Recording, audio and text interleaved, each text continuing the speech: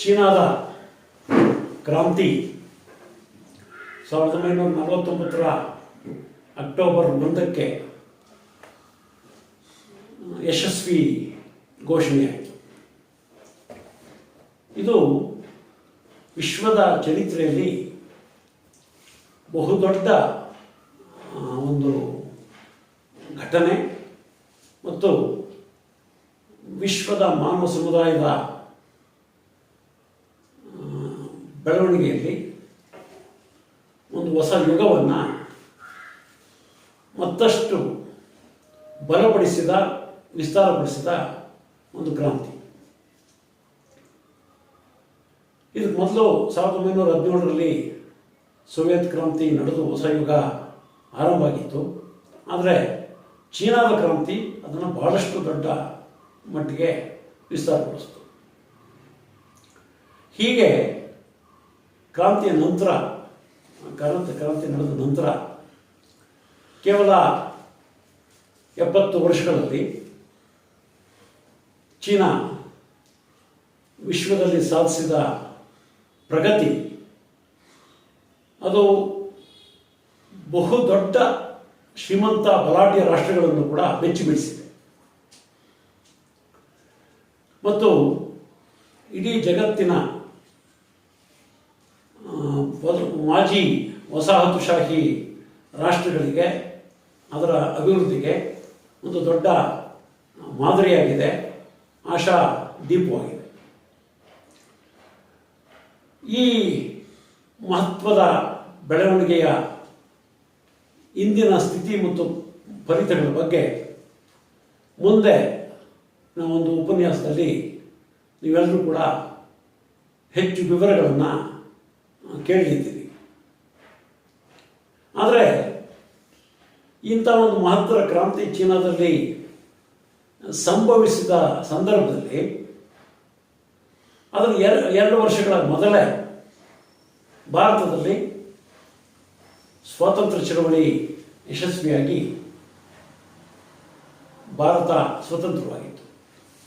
ಹೀಗಾಗಿ ಭಾರತ ಮತ್ತು ಚೀನಾ ಎರಡೂ ಸರಿಸುಮಾರು ಒಂದೇ ಕಾಲಕ್ಕೆ ತಮ್ಮ ವಸಾಹತು ಆಡಳಿತಗಾರ, ದಬ್ಬಾಳಿಕೆಗಾರರಿಂದ ಮುಕ್ತಿ ಪಡೆಯಿತು ಅಂತ ಹೇಳ್ಬೋದು. ಆದರೆ ಈ ಒಂದು ಸಂದರ್ಭದಲ್ಲಿ, ಈ ಕ್ರಾಂತಿ ಚೀನಾದಲ್ಲಿ ಸಂಭವಿಸಿದಂಥ ಸಂದರ್ಭದಲ್ಲಿ ಭಾರತ ಸ್ವಾತಂತ್ರ್ಯ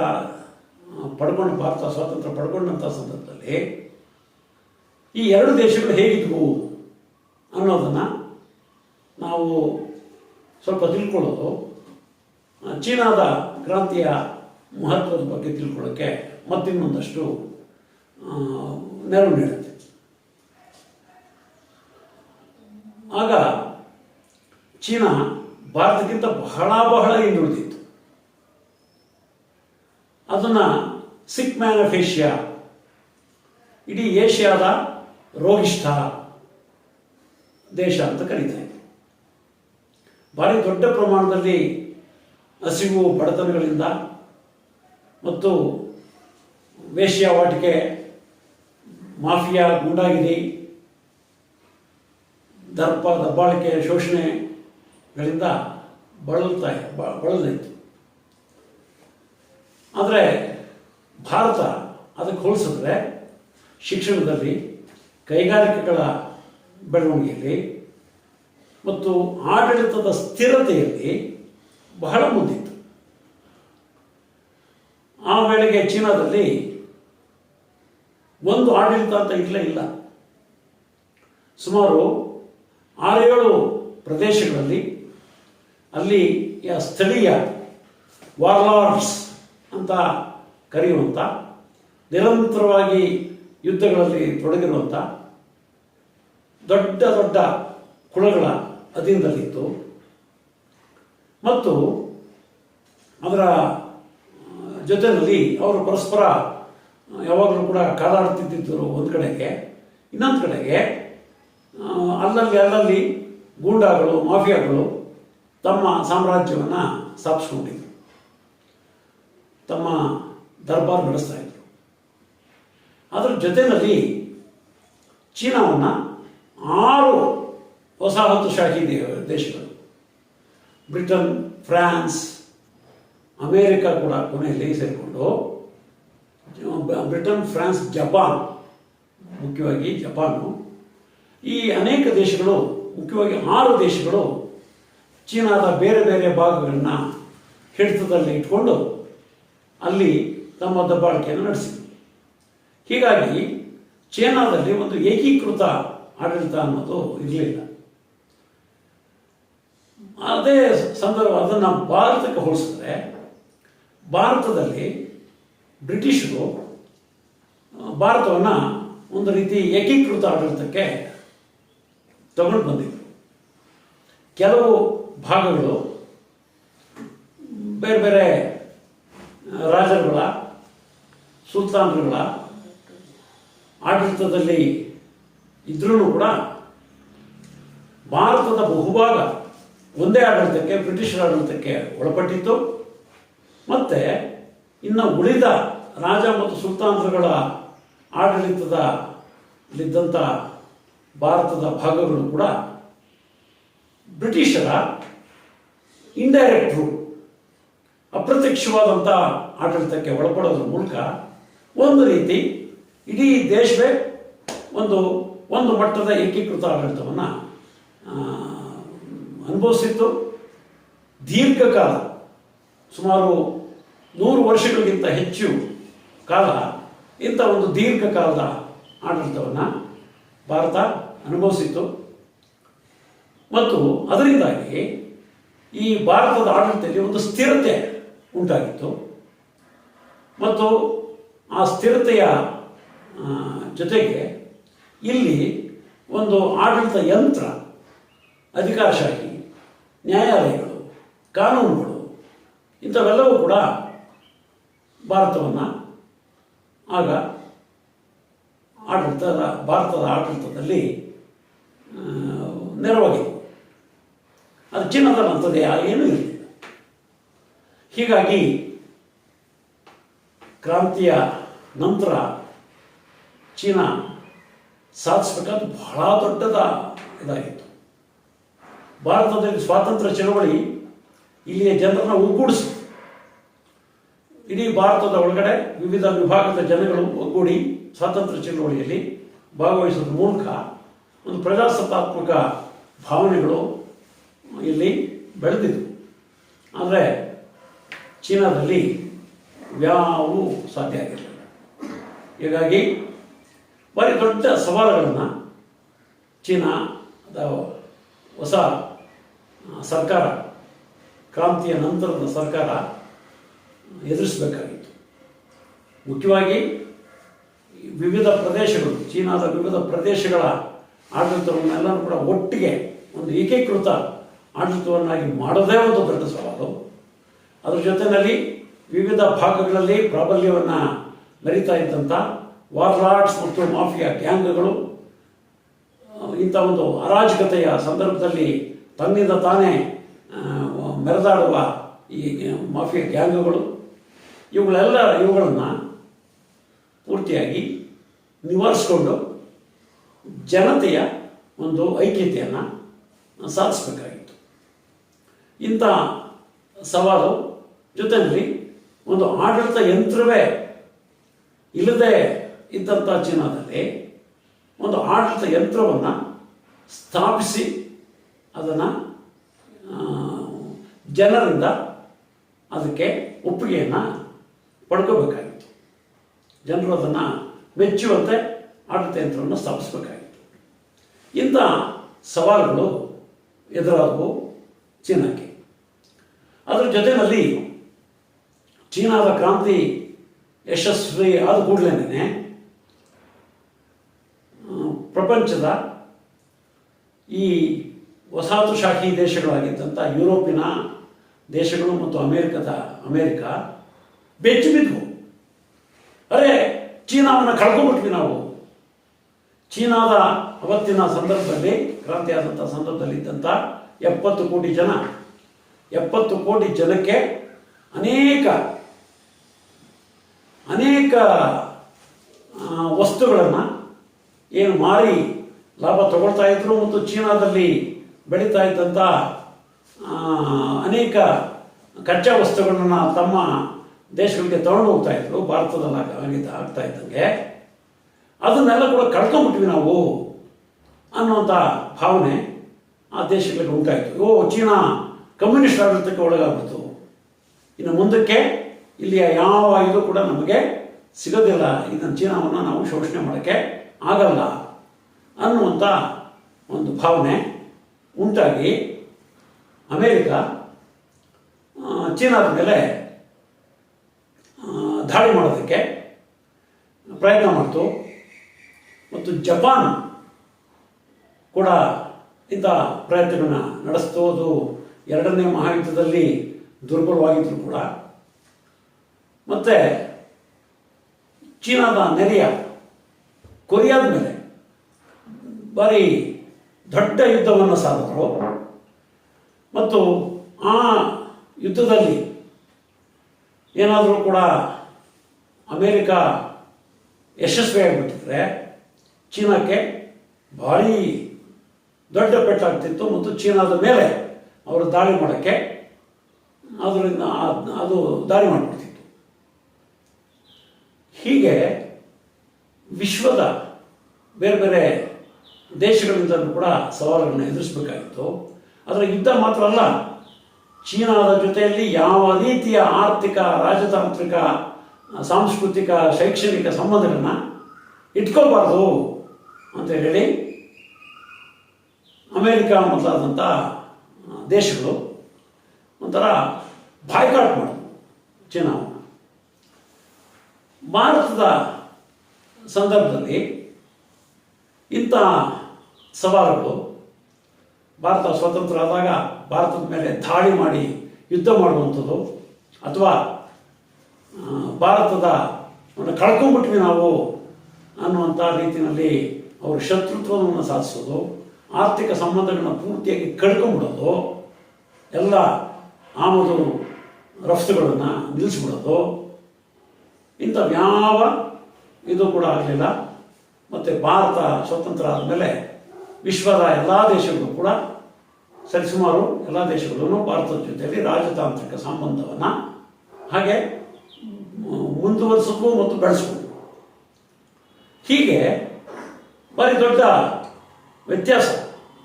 ಚೀನಾ ವಿಶ್ವಸಂಸ್ಥೆಯ ಸದಸ್ಯ ರಾಷ್ಟ್ರವಾಗಿ ಆಗೋಕ್ಕೂ ಕೂಡ ಆಗ ಅವಕಾಶ ಕೊಟ್ಟಿರಲಿಲ್ಲ.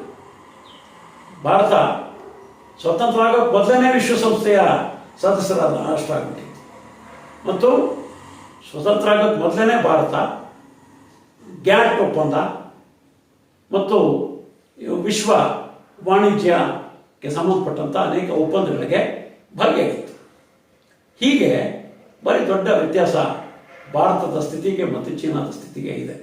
ಈ ಎಲ್ಲ ಹಿನ್ನೆಲೆಯಲ್ಲಿ ನಾವು ಈ ಕಾಲಘಟ್ಟ ಸ್ವಾತಂತ್ರ್ಯ ಚೀನಾದ ಕ್ರಾಂತಿಯ ನಂತರ 1949ರಿಂದ ಮತ್ತು ಬೆಳವಣಿಗೆಯ ನಾಗಾಲೋಟವನ್ನು ಸಾಧಿಸಿದ 78ರ ನಂತರದ ಬೆಳವಣಿಗೆಯ 78ರ ನಡುವಿನ ಈ ಕಾಲಘಟ್ಟದ ಬೆಳವಣಿಗೆನ ನೋಡ್ಬೇಕಾದ್ರೆ, ಅದನ್ನು ಅರ್ಥ ಮಾಡ್ಕೋಬೇಕಾದ್ರೆ ಈ ಹಿನ್ನೆಲೆ ಬಹಳ ಮುಖ್ಯ. ಮತ್ತು ಇದರಲ್ಲಿ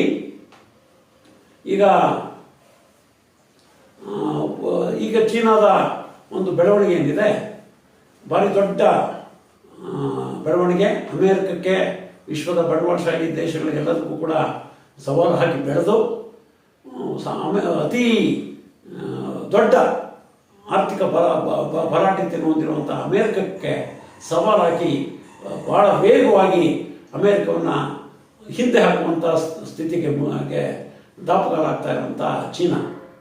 ಅದಕ್ಕೆ ಸಂಬಂಧಪಟ್ಟಂಗೆ ಭಾಳಷ್ಟು ಜನ ಹೇಳ್ತಾರೆ, ಚೀನಾದ 78ರ ನಂತರ ಆದಂಥ ಆರ್ಥಿಕ ಸುಧಾರಣೆಗಳು ಅವು ಬಹಳ ಈ ಒಂದು ಇದಕ್ಕೆ ಕಾರಣ ಆಗಿದ್ದು, ಅದೇನೇ ಭಾಳ ಮುಖ್ಯ, ಅದರಿಂದಲೇ ಆಗಿತ್ತು ಅನ್ನೋಂಥ ಮಾತುಗಳನ್ನ ಭಾಳಷ್ಟು ಸತಿ ಕೇಳ್ತೀವಿ ನಾವು. ಮತ್ತು ಅದ್ರ ಜೊತೆಯಲ್ಲಿ 78ರ ನಂತರ ಚೀನಾ ಸಮಾಜವಾದಿ ಒಂದು ವ್ಯವಸ್ಥೆ, ಆರ್ಥಿಕತೆ, ಚಿಂತನೆಯನ್ನು ಬಿಟ್ಟು ಬಂಡವಾಳಶಾಹಿ ಆಗಿಬಿಡ್ತು, ಬಂಡವಾಳಶಾಹಿ ದಾರಿ ನಿಲ್ಲಿತು.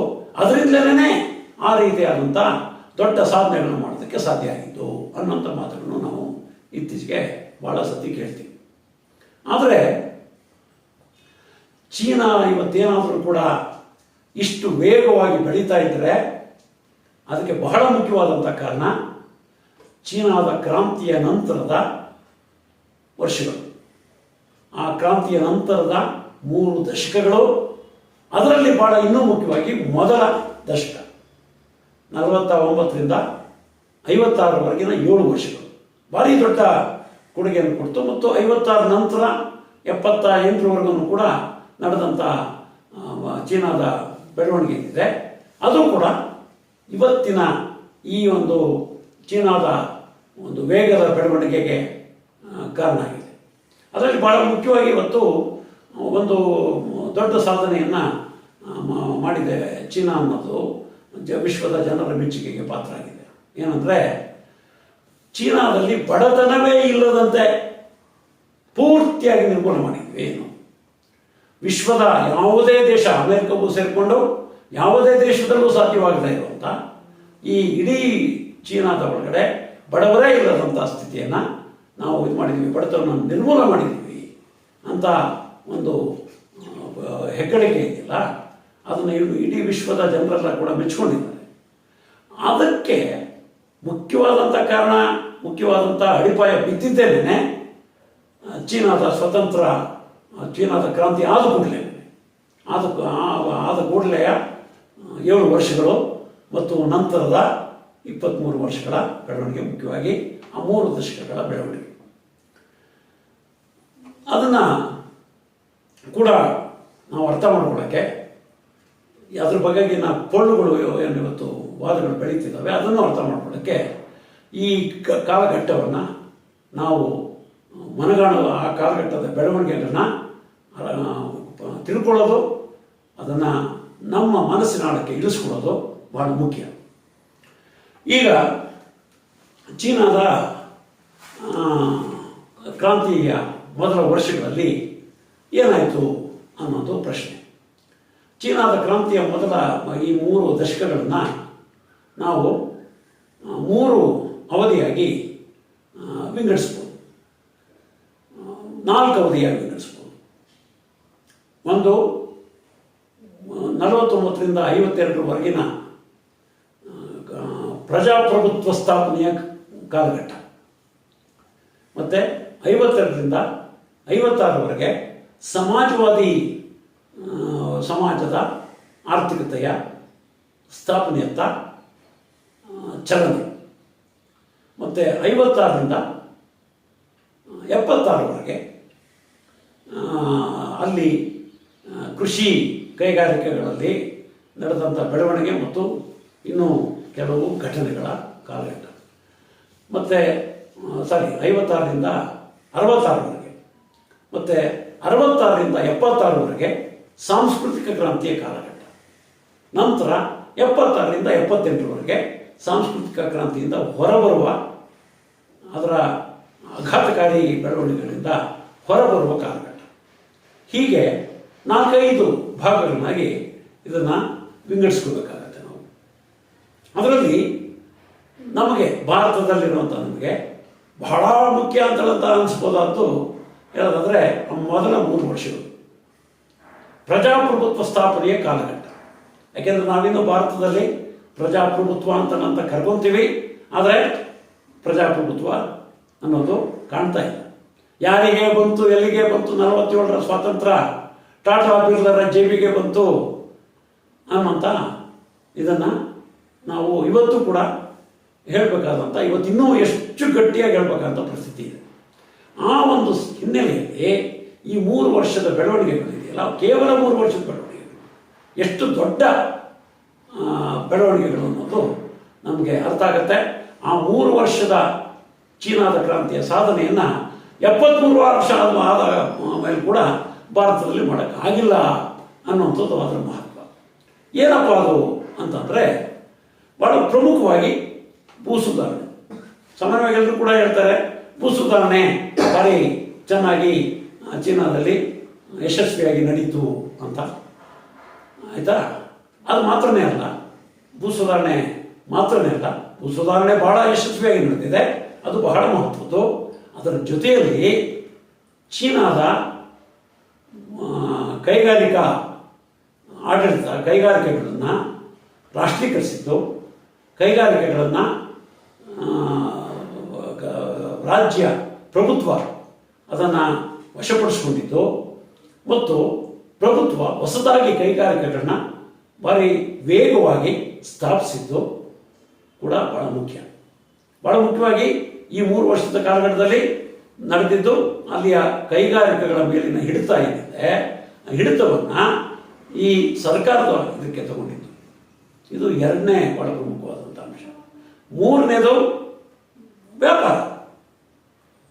ಭಾರಿ ದೊಡ್ಡ ಪ್ರಮಾಣದಲ್ಲಿ ಇಡೀ 70 ಕೋಟಿ ಜನಕ್ಕೆ ವಸ್ತುಗಳನ್ನ ಸರಬರಾಜು ಮಾಡುವಂಥ ವ್ಯಾಪಾರದ ಒಂದು ಹಿಡಿತ ಇತ್ತಲ್ಲ, ಅದು ಯಾರ ಹತ್ರ ಇತ್ತು, ಅವರಿಂದ ಅದನ್ನು ಪೂರ್ತಿಯಾಗಿ ವಶಪಡಿಸಿಕೊಂಡಿದ್ದು. ಮತ್ತು ಈ ಬೆಳವಣಿಗೆಗಳ ಜೊತೆಯಲ್ಲಿ ಶಿಕ್ಷಣ, ಆರೋಗ್ಯ, ಕಾಯಿಲೆಗಳ ನಿರ್ಮೂಲನ ಇಂಥದಕ್ಕೆಲ್ಲ ಕೂಡ ಅಡಿಪಾಯವನ್ನು ಹಾಕಿತ್ತು. ಅದರಲ್ಲಿ ಮುಖ್ಯವಾದಂಥ ಒಂದು ಬೆಳವಣಿಗೆಗಳನ್ನು ನಾನು ಹೇಳ್ತಾ ಹೋಗೋದಾದರೆ, ಮೊದಲನೇದಾಗಿ ಭೂ ಸುಧಾರಣೆ. ಭಾರಿ ದೊಡ್ಡ ಪ್ರಮಾಣದಲ್ಲಿ ಆಗಲೇ ನಾನು ಹೇಳ್ದಂಗೆ ಚೀನಾದ ವಿವಿಧ ಭಾಗಗಳಲ್ಲಿ ವಿವಿಧ ವಾರ್ಲಾರ್ಗಳು ಮತ್ತು ಪಾಳೆಗಾರಿ ಶಕ್ತಿಗಳು ಭೂಮಿಯನ್ನು ತಮ್ಮ ಹಿಡಿತದಲ್ಲಿ ಇಟ್ಕೊಂಡಿವೆ. ಕೇವಲ 10% ಭಾಗದ ಅತಿ ದೊಡ್ಡ ಭೂಮಾಲಕರುಗಳು 70% ಭಾಗದ ಭೂಮಿಯನ್ನು ತಮ್ಮ ವಶದಲ್ಲಿ ಇಟ್ಕೊಂಡಿದ್ರು. ಈ ರೀತಿಯಾದಂಥ ಒಂದು ಪರಿಸ್ಥಿತಿಯಲ್ಲಿ ಅವರ ದಬ್ಬಾಳಿಕೆ ಭಾಳಷ್ಟು ನಡೀತಿತ್ತು. ಭಾಳಷ್ಟು ದೊಡ್ಡ ಪ್ರಮಾಣದಲ್ಲಿ ಮೂಢನಂಬಿಕೆ, ಕಂದಾಚಾರಗಳ ಆಗರ ಮತ್ತು ಅನೇಕ ದುಷ್ಟ ಪ್ರವೃತ್ತಿಗಳ ಬೆಳವಣಿಗೆ ಎಲ್ಲ ಆಗ್ತಾಯಿತ್ತು. ಕುಟುಂಬದ ಒಳಗಡೆನೂ ಕೂಡ ಭಾಳಷ್ಟು ದೊಡ್ಡ ಪ್ರಮಾಣದಲ್ಲಿ ಏನು ಮಹಿಳೆಯರನ್ನ ಕೀಳಾಗಿ ಕಾಣೋದು, ಮಕ್ಕಳ ಮೇಲೆ ಕೂಡ ತಂದೆಯರು ದೌರ್ಜನ್ಯಗಳನ್ನ ನಡೆಸೋದು, ಇಂಥವೆಲ್ಲ ಕೂಡ ಇದ್ದಂಥ ಒಂದು ಸಮಯ, ಪರಿಸ್ಥಿತಿ. ಅದನ್ನು ಹೋಗಲಾಡಿಸೋದಕ್ಕೆ ಈ ಭೂ ಸುಧಾರಣೆ ಬಹಳ ದೊಡ್ಡ ಕೊಡುಗೆಯನ್ನು ಕೊಡ್ತು. ಮತ್ತು ಈ ಭೂ ಸುಧಾರಣೆ ಅನ್ನೋದು ಚೀನಾದ ಕ್ರಾಂತಿ ಆರಂಭ ಆಗೋದಕ್ಕೆ ಮೊದಲನೇ ಶುರುವಾಗುತ್ತಿತ್ತು. ಚೀನಾದಲ್ಲಿ ಈ ಕ್ರಾಂತಿಕಾರಿ ಹೋರಾಟ ಇಲ್ಲಿ ಶುರುವಾಯಿತು. ಅದರಲ್ಲಿ ಇದಕ್ಕೆ ಅಲ್ಲಿಯ ಚಿಯಾಂಗ್ ಕೈಶೆಕ್ನ ಸೈನ್ಯ ಕಮ್ಯುನಿಸ್ಟರ ಮೇಲೆ ದಾಳಿ ಮಾಡೋಕ್ಕೆ ಶುರು ಮಾಡಿದಾಗ, ಜನತೆಯ ಮೇಲೆ ದಾಳಿ ಮಾಡೋಕ್ಕೆ ಶುರು ಮಾಡಿದಾಗ, ಬೇರೆ ಬೇರೆ ಪ್ರದೇಶಗಳಲ್ಲಿ ನಡೀತಾ ಇದ್ದಂಥ ಯುದ್ಧದಲ್ಲಿ ಎಷ್ಟೋ ಭಾಗಗಳು ಚೀನಾದ ಕೆಂಪು ಸೈನ್ಯದ ವಶಕ್ಕೆ ಕ್ರಾಂತಿ ಆಗೋದಕ್ಕೂ ಮೊದಲನೇ ಬಂದಿತ್ತು. ಆ ಪ್ರದೇಶಗಳಲ್ಲಿ ಆಗಲೇ ಭೂ ಸುಧಾರಣೆ ಆರಂಭ ಆಗುತ್ತಿತ್ತು. ಆದರೆ 49ರಲ್ಲಿ ಕ್ರಾಂತಿ ಆದ ಕೂಡಲೇ 52ರವರೆಗೆ ಇಡೀ ಇದರಲ್ಲಿ ಚೀನಾದಲ್ಲಿ 3 ವರ್ಷಗಳಲ್ಲಿ ಎಲ್ಲ ದೊಡ್ಡ ದೊಡ್ಡ ಭೂಮಾಲಕರನ್ನು ಕೂಡ ಪೂರ್ತಿಯಾಗಿ ತೊಡೆದು ಹಾಕಿ ಜನರ ಕೈಗೆ, ಸಾಮಾನ್ಯ ಜನರ ಕೈಗೆ ಭೂಮಿ ಸಿಗುವಂಗೆ ಮಾಡಲಾಯಿತು. ಅದನ್ನು ಹೇಗೆ ಮಾಡಲಾಯಿತು? ಸರ್ಕಾರಿ ಕ್ರಮಗಳಿಂದ ಅಲ್ಲ, ಸರ್ಕಾರಿ ಕಾನೂನುಗಳಿಂದ ಅಲ್ಲ.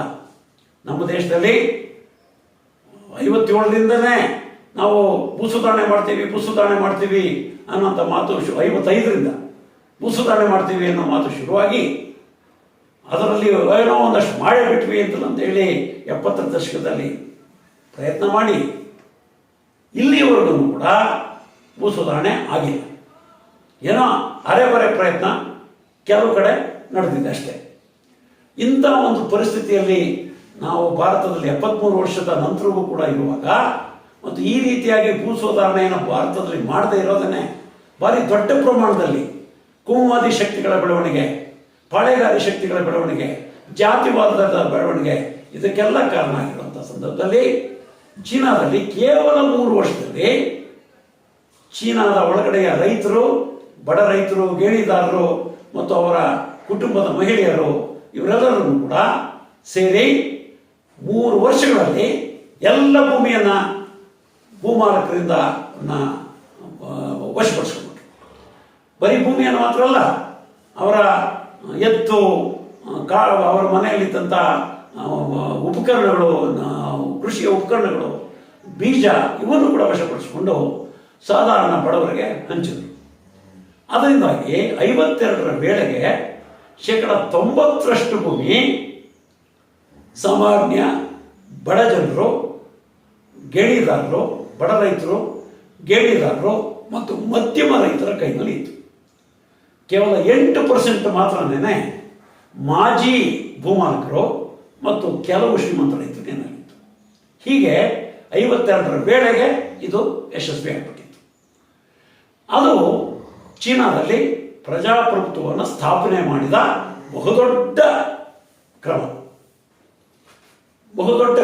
ಚೀನಾದಲ್ಲಿ ಪ್ರಜಾಪ್ರಭುತ್ವವನ್ನು ಸ್ಥಾಪನೆ ಮಾಡಿದ್ದು, ಪ್ರಜಾಪ್ರಭುತ್ವವನ್ನು ಬೇರು ಮಟ್ಟಕ್ಕೆ ಇಳಿಸಿ ಒಬ್ಬ ಕೂಲಿಗಾರರಿಗೆ, ಗೇಣಿದಾರರಿಗೆ, ಬಡ ರೈತರಿಗೆ ಪ್ರಜಾಪ್ರಭುತ್ವವನ್ನು ತಂದುಕೊಟ್ಟಂಥ ಕೆಲಸ. ಮತ್ತು ಅದರ ಜೊತೆಯಲ್ಲಿ ಏನು ಮಾಡಲಾಯಿತು ಅಂತಂದರೆ, ವಿದೇಶಿ ಕಾರ್ಖಾನೆಗಳು ಮತ್ತು ವ್ಯಾಪಾರ ವಹಿವಾಟುಗಳು 6 ದೇಶಗಳ ಹಿಡಿತದಲ್ಲಿ ಏನು ಚೀನಾ ಇತ್ತು, ಆ ಪ್ರದೇಶಗಳಲ್ಲಿದ್ದಂಥ ಎಲ್ಲ ವಿದೇಶಿ ವ್ಯಾಪಾರ ವಹಿವಾಟಿನ ಮತ್ತು ಕಂಪನಿಗಳು ಮತ್ತು ಕೈಗಾರಿಕೆಗಳನ್ನ ಇಡಿಯಾಗಿ ಚೀನಾ ಕ್ರಾಂತಿಕಾರಿ ಸರ್ಕಾರ ವಶಕ್ಕೆ ತಗೊಂತು. ಭಾರತದಲ್ಲಿ ಅವತ್ತಿಂದ ಹಿಡಿದು ಇವತ್ತಿನವರೆಗೂ ಆಗಿಲ್ಲ. ಭಾರಿ ದೊಡ್ಡ ವಿದೇಶಿ ಕಂಪನಿಗಳು 47ರಿಂದನೂ ಸ್ವಾತಂತ್ರ್ಯ ಪೂರ್ವದಲ್ಲಿ ಯಾವೆಲ್ಲ ಕಂಪನಿಗಳಲ್ಲಿ ಮೆರೀತಾ ಇದ್ವೋ ಆ ಕಂಪನಿಗಳು ಬಹಳಷ್ಟು ಇವತ್ತಿಗೂ ಕೂಡ ಉಳ್ಕೊಂಡಿದ್ದಾವೆ ಮತ್ತು ಬಹಳಷ್ಟು ಬೆಳೆದು ವಿದೇಶಗಳಿಂದ ಹೊಸ ಕಂಪನಿಗಳು ಬಂದು ನಮ್ಮನ್ನು ಆಳಕ್ಕೆ ಪ್ರಯತ್ನ ಮಾಡ್ತಿದ್ದಾವೆ. ಇಂಥ ಒಂದು ಪರಿಸ್ಥಿತಿನಲ್ಲಿ ಆ 3 ವರ್ಷದಲ್ಲಿ ಎಲ್ಲ ಕಂಪನಿಗಳು ವಶಕ್ಕೆ ತಗೊಂಡಿದ್ದು ಮಾತ್ರ ಅಲ್ಲ, ಭಾರಿ ದೊಡ್ಡ ಸಾಧನೆ ಇನ್ನೊಂದು ಅಂದರೆ, ಅಲ್ಲಿ 53% ಕಾರ್ಮಿಕರು ಕೆಲಸ ಮಾಡ್ತಾ ಇದ್ದಂಥ ಖಾಸಗಿ ಚೀನಿ ಮಾಲೀಕರು, ಅದನ್ನು ಅವರು ರಾಷ್ಟ್ರೀಯ ಬಂಡವಾಳಶಾಹಿಗಳು ಅಂತ ಕರೀತಾರೆ. ರಾಷ್ಟ್ರೀಯ ಬಂಡವಾಳಶಾಹಿಗಳ ಕೈನಲ್ಲಿ ಇದ್ದಂಥ ಕೈಗಾರಿಕೆಗಳು, ಅದರಲ್ಲಿ 53% ಕಾರ್ಮಿಕರು ಕೆಲಸ ಮಾಡ್ತಿದ್ರು. ಅಂದರೆ ಅವರು ಎಷ್ಟೊಂದು ದೊಡ್ಡ ಪ್ರಮಾಣದ ಅಲ್ಲಿ ಹಿಡಿತ ಹೊಂದಿದ್ರು ಗೊತ್ತಾಗುತ್ತೆ. ಅವರನ್ನು ಈ ಹೊಸ ವ್ಯವಸ್ಥೆಯ ಒಳಗಡೆ, ಈ ಹೊಸ ವ್ಯವಸ್ಥೆಗೆ ವಿಧೇಯರಾಗಿ ಕೆಲಸ ಮಾಡೋದಕ್ಕೆ ಅವರಲ್ಲಿ ಆ ರೀತಿಯ ಇದನ್ನು ತರಲಾಯಿತು. ಆದರೆ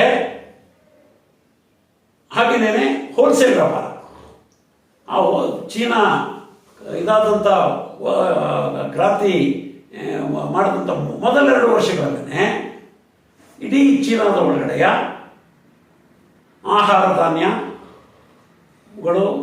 ಎಣ್ಣೆಕಾಳುಗಳು, ಹತ್ತಿ ಮತ್ತು ಅದೇ ರೀತಿ ಕೆಲವು ಮುಖ್ಯ ಬಟ್ಟೆಗಳು ಮತ್ತು ಕೆಲವು ಮಿಷನರಿ ಯಂತ್ರಗಳು, ಎಲ್ಲದರ ವ್ಯವಹಾರವನ್ನು ಚೀನಾದ ಸರ್ಕಾರ ವಹಿಸ್ಕೊಳ್ತು. ಆ ಚೀನಾದ ಸರ್ಕಾರ ವಹಿಸ್ಕೊಂಡಿದ್ದರಿಂದ ಅಲ್ಲಿ ಆ ಒಂದು ಚೀನಾದ ಜನರ ಆರ್ಥಿಕ ಹಿತವನ್ನು ಸಂರಕ್ಷಣೆ ಮಾಡೋದಕ್ಕೆ ಸಾಧ್ಯ ಆಯಿತು. ಯಾತಕ್ಕೆ, ಅದರಿಂದ ಏನಾಯಿತು ಅನ್ನೋದನ್ನು ಮುಂದಕ್ಕೆ ನೋಡಿದ್ರೆ ನಮಗೆ ಇನ್ನೂ ಸ್ವಲ್ಪ ಹೆಚ್ಚಿಗೆ ಚೆನ್ನಾಗಿ ಗೊತ್ತಾಗುತ್ತೆ ಮುಂದಿನ ಅವಧಿಗೆ. 52ರಲ್ಲಿ ಈ ರೀತಿಯಾಗಿ ಪ್ರಜಾಪ್ರಭುತ್ವದ ಒಂದು ಕ್ರಾಂತಿ ಅಲ್ಲಿ ಯಶಸ್ವಿಯಾಗಿ ಚೀನಾ ಇಡೀ ಪ್ರಪಂಚದೊಳಗಡೆ ನಿಜವಾದ ಪ್ರಜಾಪ್ರಭುತ್ವ ಆಯಿತು. ಆ ರೀತಿ ಆ ವೇಳೆಗೆ ಇದ್ದಂಥ ಪ್ರಜಾಪ್ರಭುತ್ವಗಳು ಅಂತಂದರೆ ರಷ್ಯಾ ಮಾತ್ರ ಅಂತ ಹೇಳ್ಬೋದು. ಹೀಗೆ ಇವತ್ತು ಕೂಡ ಅಮೇರಿಕ ಮತ್ತು ಇಂಗ್ಲೆಂಡ್ನಂಥ ದೇಶಗಳಲ್ಲಿ ಕೂಡ ಸಾಧ್ಯ ಆಗದೇ ಇರುವಂತಹ ಪ್ರಜಾಪ್ರಭುತ್ವದ ವಿಸ್ತರಣೆ ಇದೆಯಲ್ಲ, ಆ ಪ್ರಜಾಪ್ರಭುತ್ವದ ವಿಸ್ತರಣೆ ಮತ್ತು ಪ್ರಜಾಪ್ರಭುತ್ವವನ್ನು ಆಳವಾಗಿ ಬೇರು ಮಟ್ಟದ ಇದಕ್ಕೆ ಇಳಿಸಿದ್ದಕ್ಕೆ ಸಾಧ್ಯ ಆಗಿದ್ದು ಚೀನಾದ ದೊಡ್ಡ ಯಶಸ್ಸು. ಈ 3 ವರ್ಷದ ಅವಧಿಯಲ್ಲಿ ಅದನ್ನು ಸಾಧಿಸಲಾಯಿತು. ಈ ಪ್ರಜಾಪ್ರಭುತ್ವವನ್ನು ಸ್ಥಾಪಿಸಿ ಜನತಾ ಪ್ರಜಾಪ್ರಭುತ್ವವನ್ನಾಗಿ ಅದನ್ನು ಮಾಡಿದ ಮೇಲೆ ಮುಂದಿನ ಹಂತದ ಬೆಳವಣಿಗೆ ಆರಂಭ ಆಯಿತು. ಅದು ಸಮಾಜವಾದದತ್ತ ಚಲನೆ. ಆ ಸಮಾಜವಾದದತ್ತ ಚಲನೆ ಅನ್ನುವಾಗ ಅದರಲ್ಲಿ ಮತ್ತೆ ಕೃಷಿಯಲ್ಲಿ, ಕೈಗಾರಿಕೆಯಲ್ಲಿ ಮತ್ತು ವಾಣಿಜ್ಯ ವ್ಯವಹಾರಗಳಲ್ಲಿ, ಉದ್ಯೋಗ ನಿರ್ಮಾಣದಲ್ಲಿ ಇದರಲ್ಲೆಲ್ಲನೂ ಕೂಡ ಏನಾಯಿತು ಅನ್ನೋದು. ಅದರಲ್ಲಿ ಈ ಕೈಗಾರಿಕೆಗಳಲ್ಲಿ ನಾನು ಆಗಲೇ ಹೇಳಿದ್ನಲ್ಲ, 53% ಕಾರ್ಮಿಕರು ಚೀನಾದ ಇದರಲ್ಲಿ ಖಾಸಗಿ ಕಂಪ್ನಿಗಳಲ್ಲಿ, ಕೈಗಾರಿಕೆಗಳಲ್ಲಿ ಇದ್ದರು ಅಂತೇಳಿ ಹೇಳಿದ್ನಲ್ಲ. ಆ ರೀತಿ ಖಾಸಗಿ ಕಂಪ್ನಿಗಳಲ್ಲಿ ಏನಲ್ಲಿ ಕಾರ್ಮಿಕರು ಅಷ್ಟೊಂದು ದೊಡ್ಡ ಪ್ರಮಾಣದಲ್ಲಿ ಇದ್ದರು. ಆ ಕೈಗಾರಿಕೆಗಳು ಚೀನಾದ ಅನೇಕ ಉತ್ಪಾದನೆಗಳು, ಕೈಗಾರಿಕಾ ಉತ್ಪಾದನೆಗಳ ಮೇಲೆ ಹಿಡಿತವನ್ನು ಹೊಂದಿದ್ವು. ಬಟ್ಟೆ ತಯಾರಿಕೆ ಮೊದಲಾದಂಥವು ಸೇರಿಕೊಂಡು ಅನೇಕ ಮೂಲಭೂತ ಅಗತ್ಯಗಳಿಂದವೆ. ಆ ಮೂಲಭೂತ ಅಗತ್ಯಗಳ ಕೈಗಾರಿಕೆಗಳ ಮೇಲೆ ಬಹಳ ಭದ್ರವಾದಂಥ ಹಿಡಿತವನ್ನು ಹೊಂದಿದ್ವು. ಅವರುಗಳಿಗೆ ಇದು ಈ ವ್ಯವಸ್ಥೆ ಭಾರಿ ಮುಸುಕು ಕಟ್ಟುವಂತೆ ಅಂತ ಅನ್ನೋದು, ತಮ್ಮ ಬೆಳವಣಿಗೆಯನ್ನು ಸಾಧಿಸೋದಕ್ಕೆ, ಅಂದರೆ ಲಾಭಗಳನ್ನು ಹೊಡೆಯೋದಕ್ಕೆ, ದೊಡ್ಡ ಪ್ರಮಾಣದಲ್ಲಿ ಇದನ್ನು ಮಾಡೋದಕ್ಕೆ ಸಾಧ್ಯ ಆಗ್ತಾ ಇಲ್ವಲ್ಲ ಅನ್ನೋಂಥ ಪರಿಸ್ಥಿತಿಯನ್ನು ಅದು ಆ ರೀತಿಯಾದಂಥ ಒಂದು ಮನೋಭಾವನೆಯನ್ನು ಆ ಬಂಡವಾಳಗಾರರಲ್ಲಿ ಅದು ಬಂಡವಾಳಗಾರರಲ್ಲಿ ಉಂಟಾಯಿತು. ಇದಕ್ಕೆ ಮೊದಲು ನಾನು ಇನ್ನೊಂದು ವಿಷಯ ಹೇಳಬೇಕಾಗಿದೆ. 49 ಮತ್ತು 52 ಅವಧಿಯಲ್ಲಿ ಏನು ಸಾಧನೆ ಮಾಡಲಾಯಿತು ಅನ್ನೋದಕ್ಕೆ ಸಂಬಂಧಪಟ್ಟಂಗೆ, ಅದು 49ರ ಮೊದಲಿನ ಪೀರಿಯಡ್ಗೂ ಸಂಬಂಧಪಡುವಂಥದ್ದು. ಏನಂದರೆ, ಚೀನಾದಲ್ಲಿ ಬಹಳ ದೊಡ್ಡ ಬೆಲೆ ಏರಿಕೆಗಳಾಗ್ತಾ ಇತ್ತು. ಎಷ್ಟು ಬೆಲೆ ಏರಿಕೆ ಆಗ್ತಿತ್ತು ಅನ್ನೋದು ನಾವು ಇವತ್ತು ಊಹೆ ಕೂಡ ಮಾಡ್ಕೊಳಕ್ಕಾಗಲ್ಲ.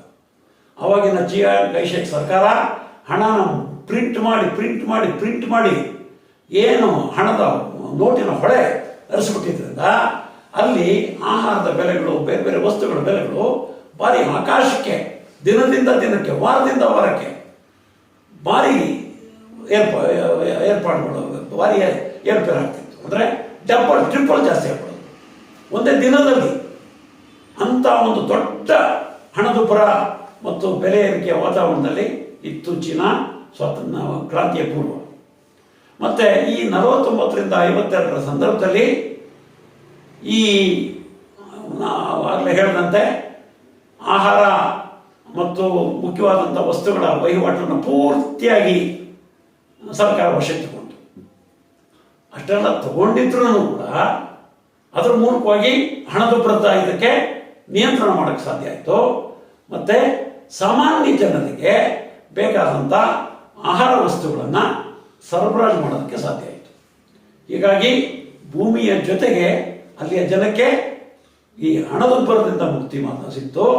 ಆಹಾರ, ಪ್ರತಿಯೊಬ್ಬರಿಗೂ ಕೂಡ ಆಹಾರ ವಸ್ತುಗಳು ಸಿಗೋದಕ್ಕೆ ಆರಂಭ ಆಯಿತು. ಮತ್ತು ಇಲ್ಲಿವರೆಗೂ ಭಾರತದಲ್ಲಿ ಸಾಧ್ಯ ಆಗಿಲ್ಲ, ಮಾತ್ರ ಅಲ್ಲ, ವಿಶ್ವದ ಯಾವುದೇ ಶ್ರೀಮಂತ ದೇಶಗಳಲ್ಲಿ ಸಾಧ್ಯ ಆಗ್ತಾ ಇರುವಂಥ ಒಂದು ರೀತಿಯಲ್ಲಿ ಹಸಿವಿನಿಂದ ಮುಕ್ತಿ ಅವ್ರಿಗೆ ಸಿಗೋದಕ್ಕೆ ಶುರುವಾಯಿತು. ಅದರಿಂದ ಮುಂದಕ್ಕೆ ಸ್ವಲ್ಪ ಸಮಸ್ಯೆಗಳು ಬಂತು ಅಂತ ನಾನು ಮುಂದೆ ಹೇಳ್ತೀನಿ ನಾನು.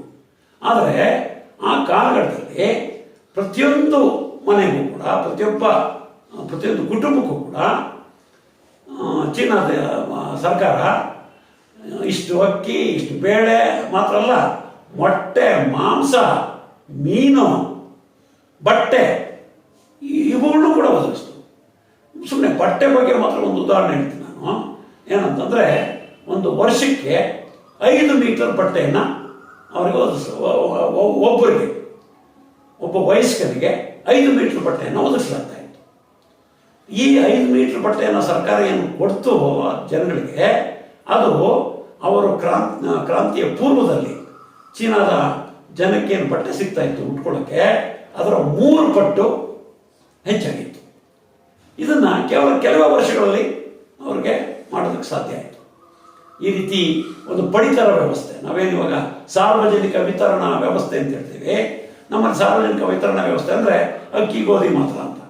ಅದರಲ್ಲಿ ಸಾರ್ವಜನಿಕ ವಿತರಣಾ ವ್ಯವಸ್ಥೆ ಅಂತಂದರೆ ಎಲ್ಲ ಮೂಲಭೂತ ಅಗತ್ಯಗಳೇನಿದ್ದಾವೆ, ಜೀವನ ಮಾಡಬೇಕಾಗಿತ್ತು, ಬದುಕೋದಕ್ಕೆ ಎಲ್ಲವನ್ನು ಕೂಡ ಜನಗಳಿಗೆ ಒದಗಿಸುವುದು ಅಂತ. ಇನ್ನು ಈ ರೀತಿಯಾಗಿ ಆಹಾರ, ಬಟ್ಟೆ ಮತ್ತು ಪುಷ್ಟಿಕರ ಆಹಾರ ಇವುಗಳು ಅಲ್ಲಿಯ ಜನಕ್ಕೆ ಸಿಗೋದಕ್ಕೆ ಸಾಧ್ಯ ಆಯಿತು ಅಂತ ಅನ್ನೋದು. ಆದರೆ 52ರ ನಂತರ ಈ ರಾಷ್ಟ್ರೀಯ ಬಂಡವಾಳಶಾಹಿಗಳ ಕೈನಲ್ಲಿದ್ದಂಥ ದೊಡ್ಡ ಪ್ರಮಾಣದ ಕೈಗಾರಿಕೆಗಳಿದ್ವಲ್ಲ, ಆ ಕೈಗಾರಿಕೆಗಳು ಏನು ಮಾಡಿದ್ವು, ಇದನ್ನು ಈ ವಸ್ತುಗಳನ್ನು, ಜನರಿಗೆ ಅಗತ್ಯ ಇರುವಂಥ ವಸ್ತುಗಳನ್ನು ಶೇಖರಿಸಿ ಕಾಳಸಂತೆಯನ್ನು ಮಾಡೋದಕ್ಕೆ ಪ್ರಯತ್ನ ಮಾಡಿದ್ವು. ಮತ್ತು ಜೂಜುಕೋರ ರೀತಿಯಲ್ಲಿ ಅದನ್ನು ಇದು ಮಾಡೋದಕ್ಕೆ, ವ್ಯಾಪಾರ ಮಾಡೋಕ್ಕೆ ಸ್ಪೆಕ್ಯುಲೇಷನ್ ಅಂತಾರೆ. ಆ ಸ್ಪೆಕ್ಯುಲೇಷನ್ ಮತ್ತು ಬ್ಲಾಕ್ ಮಾರ್ಕೆಟ್ ಇವುಗಳನ್ನು ಮಾಡಿ ಅದರ ಮೂಲಕವಾಗಿ ತಾವು ಹಿಂದಿನಿಂದ ಯಾವ ರೀತಿ ದುರ್ಲಾಭವನ್ನು ಗಳಿಸ್ತಾ ಇದ್ರೋ ಅದೇ ಮಾರ್ಗದಲ್ಲಿ ಮುಂದುವರಿಯೋದಕ್ಕೆ ಮತ್ತು ಈ ಚೀನಾದ ಸಮಾಜವಾದದತ್ತ ನಡೀತಾ ಇರುವಂಥ ಸರ್ಕಾರ ಇದೆಯಲ್ಲ, ಆ ಸರ್ಕಾರನ ನಿಯಂತ್ರಣದಲ್ಲಿ, ತಮ್ಮ ನಿಯಂತ್ರಣದಲ್ಲಿ ತಗೊಳ್ಳೋಕ್ಕೆ ಅವರು ಪ್ರಯತ್ನವನ್ನು ಮಾಡಿದ್ರು. ಆ ರೀತಿಯಾಗಿ ಅವರು ಯಾವಾಗ ಪ್ರಯತ್ನ ಮಾಡೋಕ್ಕೆ ಶುರು ಮಾಡಿದ್ರು, ಆಗ ಚೀನಾದ ಸರ್ಕಾರ ಅವುಗಳನ್ನು ವಶ ತಗೊಳ್ಳೋದಕ್ಕೆ, ತಮ್ಮ ವಶಕ್ಕೆ ತಗೊಳ್ಳೋದಕ್ಕೆ ಪ್ರಯತ್ನಗಳನ್ನು ಆರಂಭಿಸಿದ್ರು. ಮತ್ತು ಆ ಪ್ರಯತ್ನಗಳು ಭಾಳ ದೊಡ್ಡ ಯಶಸ್ಸನ್ನ ಪಡ್ಕೊಂತು. ಈ ರಾಷ್ಟ್ರೀಯ ಬಂಡವಾಳಶಾಹಿಗಳಿಗೆ ಅವರ ಕೈಗಾರಿಕೆಗಳ ಉತ್ಪಾದನೆಗೆ ಏನೆಲ್ಲ ಬೇಕೋ ಸರಕು ಕಚ್ಚಾ ಸಾಮಗ್ರಿಗಳು, ಆ ಸರಕು ಕಚ್ಚಾ ಸಾಮಗ್ರಿಗಳನ್ನೆಲ್ಲ ಪೂರ್ತಿಯಾಗಿ ಸರ್ಕಾರದ ಕೈನಲ್ಲಿ ಬಂತು. ರೈತರು ಬೆಳೆದಿದ್ದನ್ನೆಲ್ಲ ಕೂಡ ಸರ್ಕಾರ ಹೇಳ್ತು, ನೀವು ನಮಗೆ ಕೊಡಿ, ನಮಗೆ ಸಾಲವಾಗಿ ಕೊಡಿ, ಆಮೇಲೆ ನಿಮಗೆ ಅದರದ್ದು ದುಡ್ಡು ಕೊಡ್ತೀವಿ, ಒಂದು ಚೂರು ಮೋಸ ಮಾಡ್ತೇನೆ ಅಂತ. ಜನ ಕೈಗಾರಿಕೆಗಳ ಕಚ್ಚಾ ಸಾಮಗ್ರಿಗಳು, ಆಹಾರ ಸಾಮಗ್ರಿಗಳ ಜೊತೆಯಲ್ಲಿ ಹತ್ತಿ ಮೊದಲಾದಂಥ ಕಚ್ಚಾ ಸಾಮಗ್ರಿಗಳೇನಿದ್ದಾವೆ ಅದನ್ನು ಕೂಡ ಸರ್ಕಾರ ಕೊಟ್ಟರು. ಮತ್ತು ಸರ್ಕಾರ ಕೊಟ್ಟರೆ ಕೈಗಾರಿಕೆ ಉಳಿತದೆ, ಅದನ್ನು ಕಚ್ಚಾ ಸಾಮಗ್ರಿಗಳನ್ನ, ಇಲ್ಲಾಂದ್ರೆ ಕೈಗಾರಿಕೆ ಉಳಿಯಲ್ಲ ಅನ್ನುವಂಥ ಪರಿಸ್ಥಿತಿಯನ್ನು ಅಲ್ಲಿ ಸರ್ಕಾರ ಸೃಷ್ಟಿ ಮಾಡಿತು. ಆಗ ಈ ರಾಷ್ಟ್ರೀಯ ಬಂಡವಾಳಶಾಹಿಗಳು ಅವರ ಏನೆಲ್ಲ ಆಟಕ್ಕೆ ಬಯಸಿದ್ರು, ಈ ಕಾಳಸಂತೆ ಮತ್ತು ಅಕ್ರಮ ಶೇಖರಣೆ ಇವನ್ನೆಲ್ಲರೂ ಕೂಡ ಮಾಡೋದ್ರ ಮೂಲಕ ಅದೆಲ್ಲವೂ ಕೂಡ ನಿಯಂತ್ರಣ ಮಾಡೋಕ್ಕೆ ಸಾಧ್ಯ ಆಯಿತು. ಮತ್ತು ಅದರ ಜೊತೆಯಲ್ಲಿ ಈ ಖಾಸಗಿ ಕಂಪನಿಗಳನ್ನೆಲ್ಲನೂ ಕೂಡ ಈ ರೀತಿಯಾಗಿ ಒಂದು ಅವರಿಗೆ ಉತ್ಪಾದನೆಗೆ ಬೇಕಾದಂಥ ಕಚ್ಚಾ ಸಾಮಗ್ರಿಗಳನ್ನ ಸರ್ಕಾರನೇ ಕೊಡಬೇಕು, ಮತ್ತು ಅವರು ತಯಾರು ಮಾಡಿದ್ದನ್ನು ತಗೊಂಡು ಹಳ್ಳಿಗಳಲ್ಲಿ ಹೋಗಿ ರೈತರಿಗೆ ಮತ್ತು ಬೇರೆಯವರಿಗೆ ಒದಗಿಸೋದು ಕೂಡ ಸರ್ಕಾರ.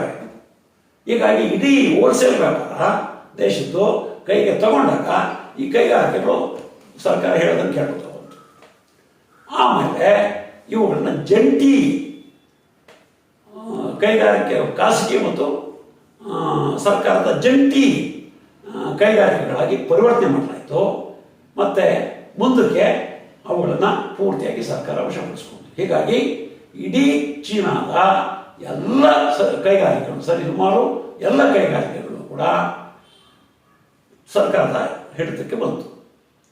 ಹೀಗೆ ಒಂದು ಕಡೆಗೆ ಭೂಮಿ, ಇನ್ನೊಂದು ಕಡೆಗೆ ಕೈಗಾರಿಕೆ ಎರಡೂ ಕೂಡ ಸರ್ಕಾರದ ಸಾಮೂಹಿಕ ಒಡೆತನಕ್ಕೆ ಬರೋಕ್ಕೆ ಶುರುವಾಯಿತು.